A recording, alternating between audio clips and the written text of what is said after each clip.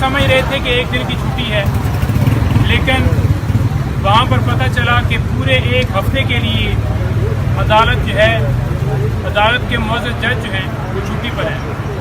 देखिए, बात ये है कि तोशाखाना केस के अंदर हंगामी बुनियादों के ऊपर कार्रवाई की गई।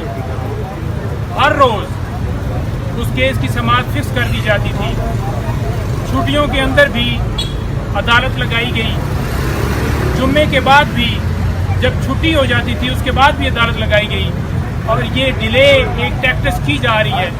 कभी जज साहब बीमार होते हैं, कभी वकील साहब बीमार होते हैं, कभी उनकी तैयारी नहीं है, और कभी एक हफ्ते की बगैर रीज़न के एक लंबी छुट्टी ली जाती है। खान साहब को फेयर ट्रायल जो है वो नहीं दिया जा रहा। बुनियादी इंसानी हकूक़ जो हैं उनके ऊपर ये हमला है, और किसी तरह से अदालतों का ये रवैया नहीं होना चाहिए।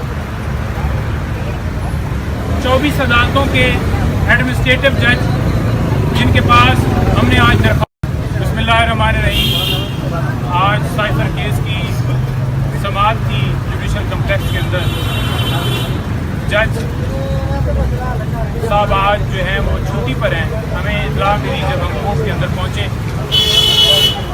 हम ये समझ रहे थे कि एक दिन की छुट्टी है, लेकिन वहाँ पर पता चला कि पूरे एक हफ्ते के लिए अदालत जो है, अदालत के मुअज़्ज़ज़ जज जो हैं वो छुट्टी पर हैं।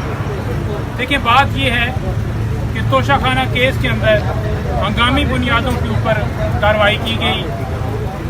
हर रोज़ उस केस की समाअत फिक्स कर दी जाती थी। छुट्टियों के अंदर भी अदालत लगाई गई। जुम्मे के बाद भी जब छुट्टी हो जाती थी उसके बाद भी अदालत लगाई गई। और ये डिले एक टैक्टिस की जा रही है। कभी जज साहब बीमार होते हैं, कभी वकील साहब बीमार होते हैं, कभी उनकी तैयारी नहीं है, और कभी एक हफ्ते की बगैर रीज़न के एक लंबी छुट्टी ली जाती है। खान साहब को फेयर ट्रायल जो है वो नहीं दिया जा रहा। बुनियादी इंसानी हकूक़ जो हैं उनके ऊपर ये हमला है, और किसी तरह से अदालतों का ये रवैया नहीं होना चाहिए। 24 अदालतों के एडमिनिस्ट्रेटिव जज जिनके पास